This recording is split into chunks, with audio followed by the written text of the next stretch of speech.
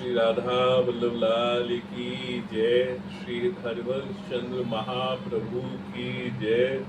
गुरुजी महाराज की जय। सभी रसकाचार्यों की जय। तो आज हम बात करेंगे पवित्रा के ऊपर। तो ये राधा वल्लभी संप्रदाय में श्री जी को पवित्रा, जो सावन का महीना है, शुक्ल पक्ष की एकादशी की जो तिथि है, वह में पवित्रा धारण कराई जावे।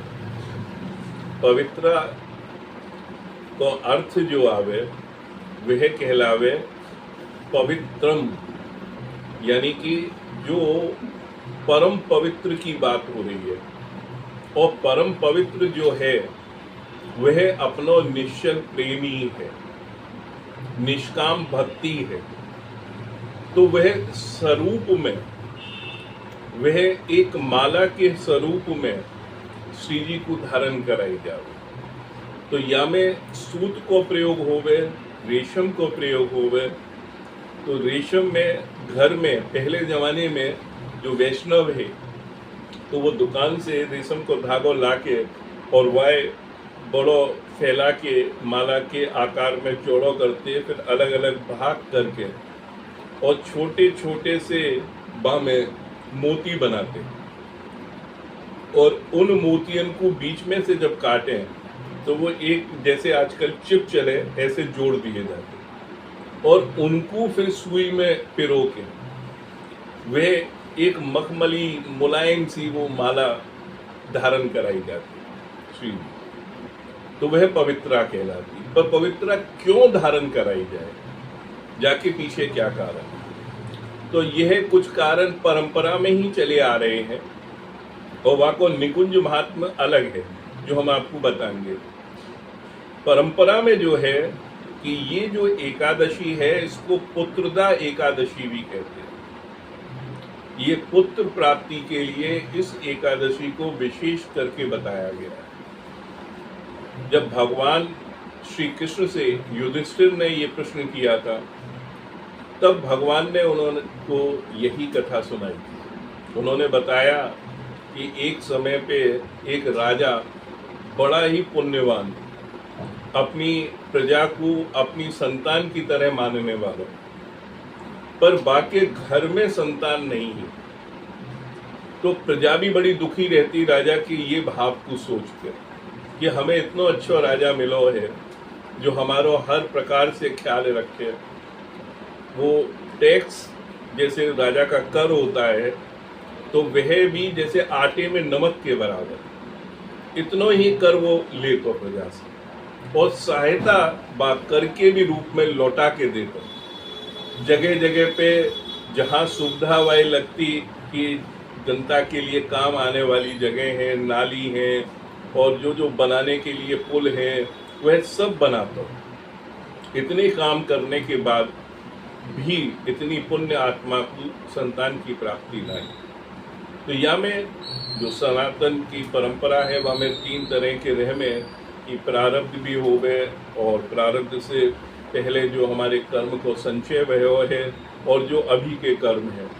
पर हम सारांश में, क्योंकि कम समय में बात कहनी है, आपको बता में कि यह जो पुत्र नहीं होने की बात है, वो भगवान श्री कृष्ण ने युधिष्ठिर जी को बताई कि पिछले जन्म में एक गलती हुई कि वह व्यापारी हो, पिछले जन्म में व्यापारी हो, और वह व्यापार करते हो तो वह जाने आने के इतने सुगम साधन तो नहीं वह समय पे, तो यात्रा की थकान हो जाती है, और कभी कभी पानी और अन्न भी समाप्ति पे हो जाता है लंबी यात्रा में।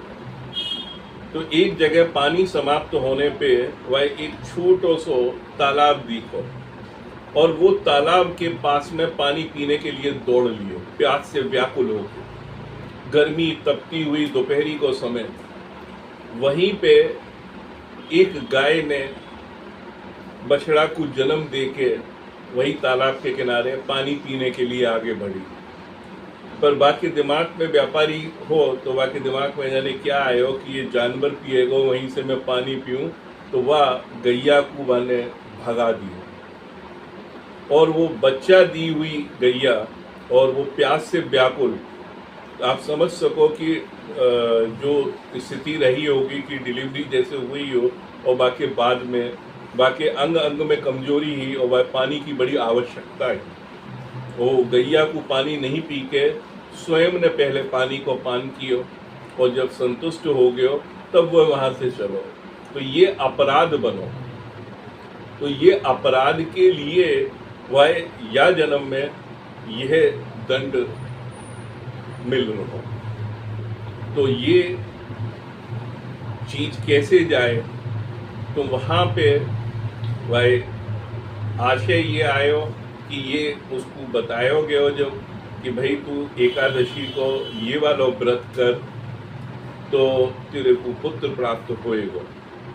तो वो एकादशी को व्रत को जब उस बात को कान में मालूम पड़ी, वहां से पहले वहाँ की जनता जाको वो अपने संतान की तरह प्रेम करतो, सब जनता में भी मालूम पड़ गई। तो पूरी वहाँ के यहाँ की जनता ने भी व्रत रखो दिन को और वहाँ के फल को भी उन्होंने राजा को अर्पित कर दिया।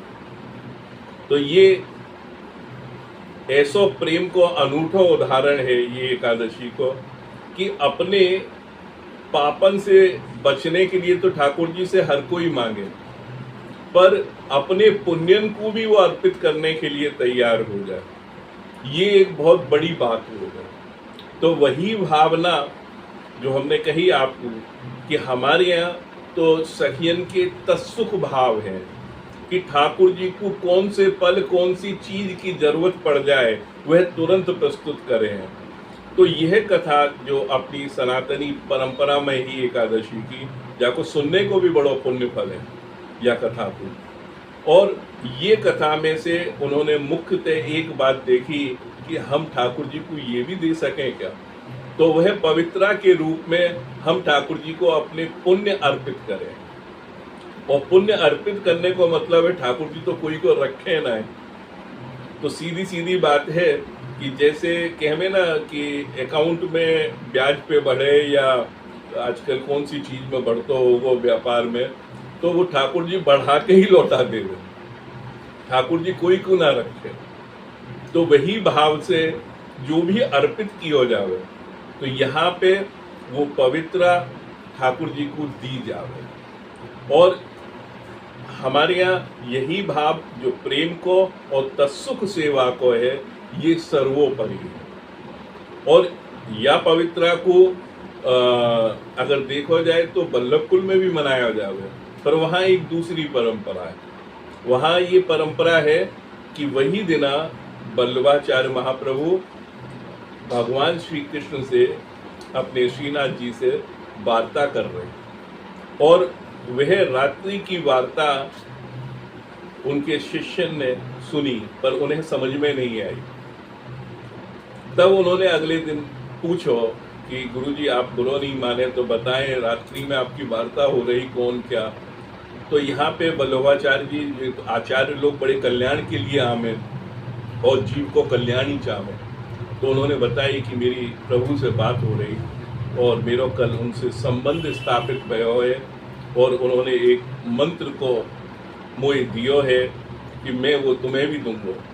तो ये सुन के बड़ी प्रसन्नता हुई और वह बारस के अलावे अगले दिन 12वां दिन जो हो गए एकादशी के दूसरे दिन, तो वह शिष्यन को दिन मानो जावे। तो वह दिन पहली दीक्षा या प्रथम पुष्टि मार्ग में जो दीक्षित हुए जिसको कि वो लोग ब्रह्म संबंध कहते हैं वह भी तिथि कहलावे और उनको दीक्षा दी महाप्रभु जी ने। तो ये वहाँ पे उस तरीका से मनावे। वैसे तो ये समय एकादशी के भाव में भी है, पर अपने यहाँ ये भी मानो जावे कि ऐसी ही माला अपने प्रभु को अपने गुरु को या हितकुल के, ऐसा ही नहीं कि केवल गुरु जी को, हितकुल को कोई छोटा सा भी बालक मिले तो बाय देनी चाहिए। और प्रदान करने से क्या होवे कि आपकी भावना खुद अंदर से शुद्ध होगी। जब आप देने वाले बन जाएं तो आप समझ लो कि प्रभु की बहुत बड़ी कृपा है आप पर, क्योंकि हर कोई को हाथ देने के लिए नाए उठ सके। कि वो आपको सामर्थ्यवान बनावे। और यही क्रम में हम कहना चाहेंगे कि ये करने से एक प्रैक्टिस और आवे, जो हम पहले भी कह चुके हैं, जो भी हम थोड़ी देर पहले कह रहे हैं कि गुरु के सन्मुख होने को भी एक माध्यम बने हैं। तो ये भी एक तिथि बन जावे, जैसे जन्मदिन पे या गुरु जी के या अपनी गुरु पूर्णिमा पे, इन तिथियों पे गुरु के समक्ष जाने से आपके पाप दूर होवे हैं और आप पवित्र आचरण में आवे हैं और आपके पुण्य फलदायी होवे। तो ऐसी महत्वपूर्ण तिथियों को भी ध्यान करना चाहिए। और कहीं कहीं पे तो राधा वल्लभ लाल के वैष्णव घरन में, क्योंकि यह समय सावन मास है, झूला चल रहा होवे, पवित्रा से ही झूला को सजा दे रहे हैं और बड़ो ही सुंदर मनोरम रंग बिरंगी पवित्रा में सजा हुआ प्रभु को वो स्वरूप बड़ो अद्भुत लगे है। और जहाँ से सखी पकड़े उन्हें भी वो कितना मुलायम सुकोमल लगता हो वो। तो ये भावनाएं हैं और इन भावनाओं को अपने हृदय में अंकुरित होने दें, पल्लवित होने दें, एक बेल की तरह से बढ़ने दें और ये आनंद को बखान नहीं किया जा सके जो आनंद प्राप्त हो गए हैं। तो अब हम अपने शब्दन को यहीं विराम देंगे और सभी को हमारी श्री हित वृंदावन धाम से जय जय श्री हित हरिवंश, जय जय श्री हित हरिवंश।